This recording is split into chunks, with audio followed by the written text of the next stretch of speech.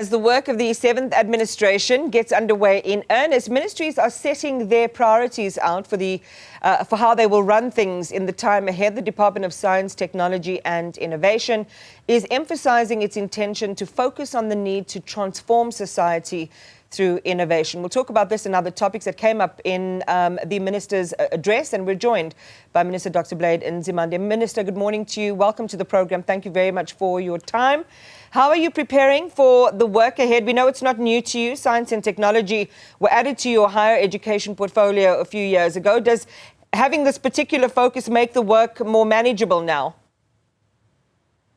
Yes, definitely. Good morning, Iman, to yourself, your viewers and listeners. Definitely, President this time around decided that I just focus on the science portfolio, which I welcome with both hands, that I will be able to pay all my attention to this very vitally important portfolio in this day and age and going forward as South Africa. But as you say, I've been there for the last 5 years, and the anchor to our program for science, technology and innovation is the decadal plan, which is our 10-year plan, 2022 to 2032, almost coinciding with the National Development Plan, which focus on key issues, which incidentally, by the way, the President touched in areas where science and technology is very vital in his opening of Parliament. The issue of the economy, an inclusive economy and job creation. And already we are doing a lot of work which we are going to build on modernizing our economy. Whether it is manufacturing, agriculture in particular, in the light of climate change, we are doing lots of research. We need to do more. In fact, in terms of how to look after our plants and how to look after our animals. We are also looking at modernizing mining. We've got what we call a Mandela Science Precinct, which is doing a lot of work in looking at modernizing mining. Also, what we are doing, which we are going to be taking forward, is alternative sources of energy, in particular hydrogen economy, the hydrogen fuel cells, which we have already started experimenting with. For instance, we have a pilot with the municipality in KZN using of fuel cells to actually power motorcycles. And we are also looking at how to integrate the work done by various departments of government in the hydrogen economy. But much more exciting also, Iman, is the work that we are doing on vaccine manufacturing strategy. Yeah. Which we call VIMS. I want to pause you there, if I may, Minister, if I may, because I've actually, as you're going through your inventory, I've itemized each of those areas as specific areas that I would like for us to go into a bit more detail around, especially when it comes to the issue of, beneficiation, the hydrogen economy, and I'll talk about vaccines specifically in just a moment. Just maybe a quick word and response to people. You know, there was a lot of criticism about a bloated cabinet, the increase in ministries, the separation, for example, of ministries like yours at a cost of R1 billion. How do you defend it? I mean, I heard you say at the very beginning, this will allow you to focus and be more effective in just this portfolio, which is big enough as it is. What do you say to South Africans who still hold that point of view, that this is way too much spending on way too many people to take care of different aspects of governments and government and governance in South Africa? Well, Iman, the President did explain that because appointment of cabinet is his prerogative. And he did explain it that a lot of imperatives had to be balanced. For instance, you had to balance the fact that we have 10 parties that are participating in the government of national unity. You want to meaningfully integrate them. Part of meaningfully integrating them is to look at cabinet posts as well as deputy ministerial posts.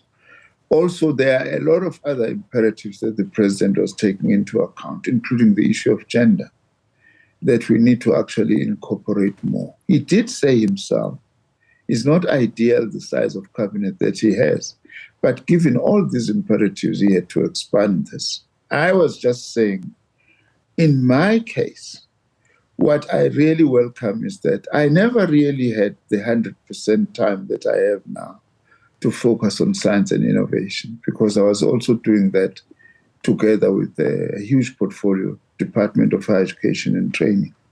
That is actually likely to place us in even a better situation, given the fact that we do not only are wanting to increase the spending and the impact of science, technology, and innovation to, say, 1.5% of the GDP, but we also want to deepen our international relations. Our science portfolio has got a huge component of what we call science diplomacy, building bilateral and multilateral relations through science and innovation, as well as, of course, this other initiative that I announced of establishing connections with Palestinian researchers and academics to support Palestinian science, as well as to defend the Palestinian people in terms of their own sources of knowledge, given the fact that they are faced with a genocide at this point in time. That's part of the international work that we do. We are also hoping to deepen relations with new countries in Europe, for instance, like Spain and Ireland, who have established relationships with Palestine to say, can they also come in and be part of this program? Yeah. But domestically, there is a lot of work, Iman. Yeah. We also are going to be increasing postgraduate bursaries quite significantly, sponsoring of researchers. As I'm talking to you, very shortly, we are going to be having awards from the National Research Foundation, which is our single largest entity. We are also having an important project of promoting women in science. We also have awards in order to be able to do that. Because what people do not fully realize is how talented we are as South Africa in terms of innovation. Some people do not even know, Iman, that the creepy crawly is a South African invention. It's used today in pools all over the world. And there are a lot of other things also that South Africa actually is innovating around that we need to expand and be able to create that. I'll come back to the science diplomacy, as you termed it in your address, a little bit later. Let's talk about vaccines. A big criticism is that as Africans, we're not producing our own vaccines, and we saw this through the COVID-19 pandemic, which brought the strategic importance of access to vaccine manufacturing back into the public eye and put it really in the front of our minds. The countries and regions with the strongest research, manufacturing and regulatory ecosystems were among the first to access those COVID-19 vaccines, and others were locked out of that access during the early days of the pandemic. And we saw a number of things called vaccine nationalism and so on. So demand for vaccines in Africa is valued at over $1 billion annually. And it's expected to grow along with, the population growth over the continent over the next couple of decades. So we're 20% of the world's population, yet our vaccine industry is only providing about 0.2% of global supply. You talked about our vaccine manufacturing strategy to promote homegrown vaccines. How's it going to work, Minister? We have made lots of breakthroughs there. I'm very pleased to say, Iman, that we are focusing on that question because end of 2020, the president gave me a call and said, look, we have a huge problem.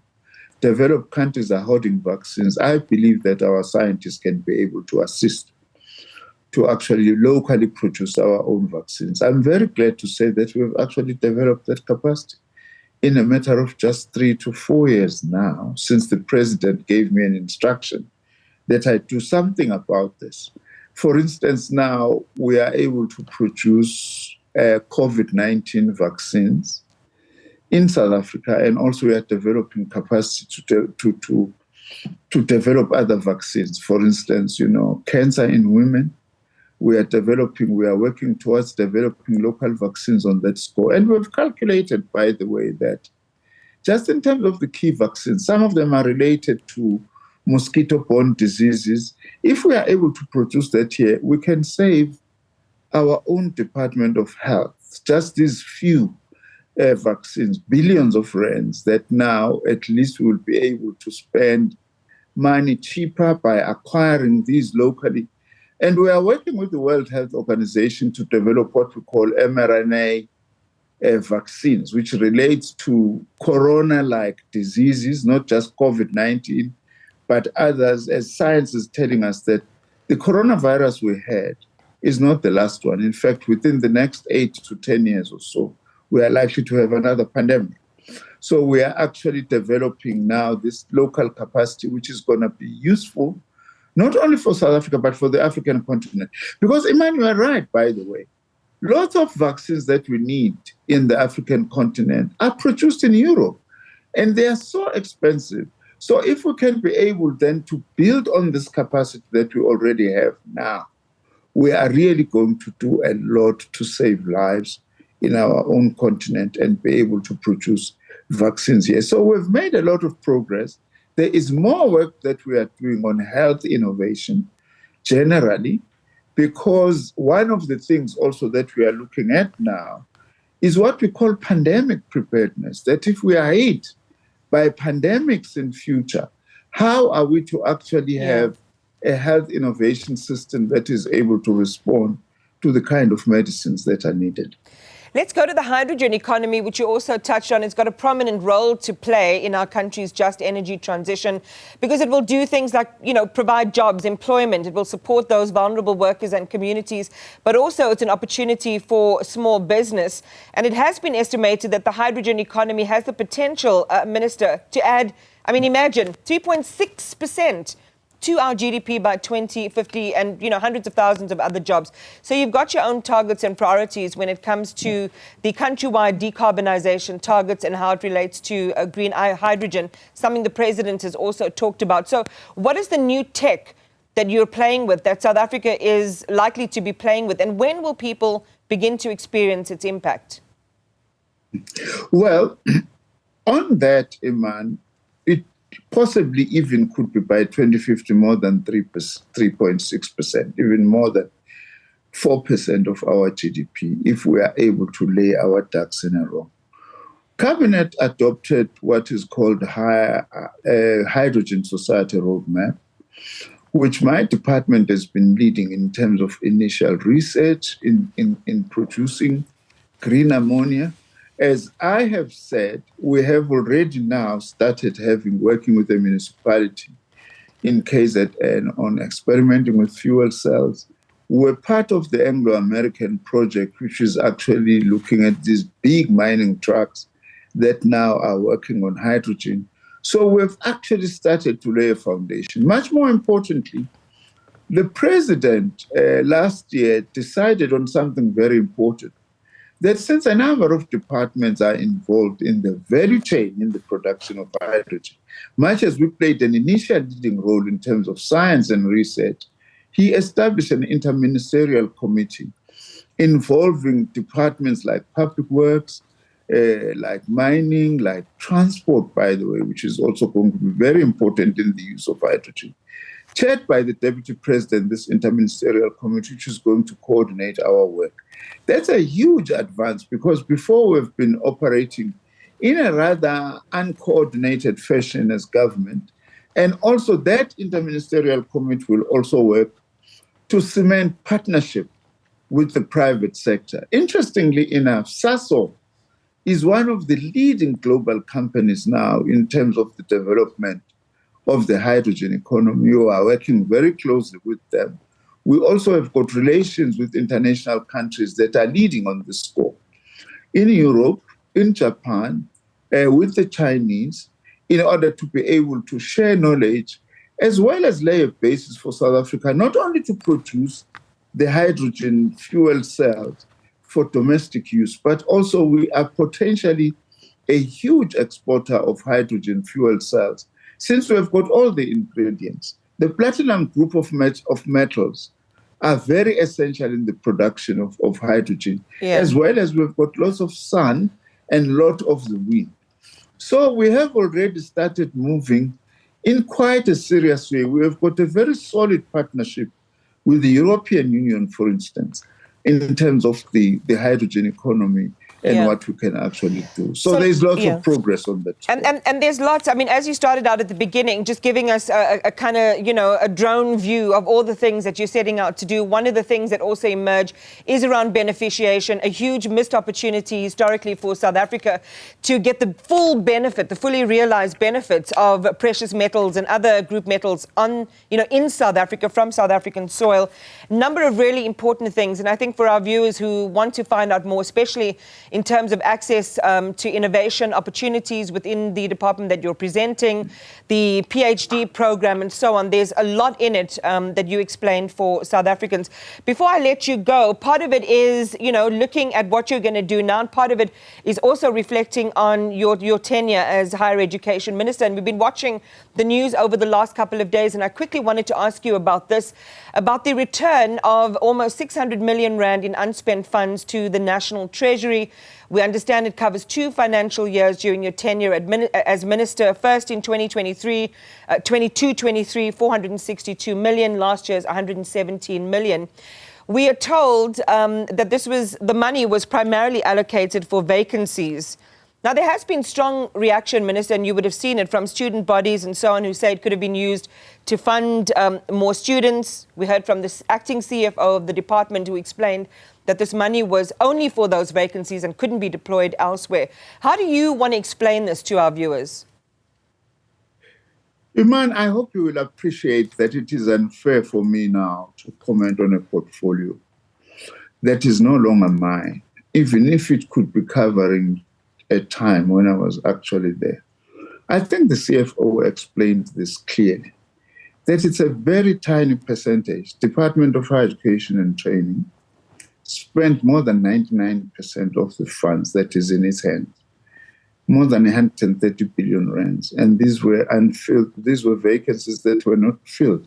And that money can't be used or couldn't be used for anything else. But I would rather that you engage the department further. As far as I'm concerned, all what I would like to say, I think if I were to evaluate myself, I did fairly well in higher education and training, empowered millions of students through NSFAS, expanded the TVET college sector. Vocational education is more accepted today than when I started in that department in 2009.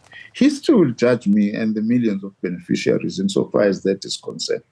But I'm very reluctant to now comment about what essentially is no longer my department. And the minister, the CFO did explain yesterday. I don't think that I've got anything to add. If I can say this though, Iman, I have a sense that sometimes sections of the media are missing me being in higher education to throw stones at me. Well, I'm past that now. It's part of my past. I've made my contribution.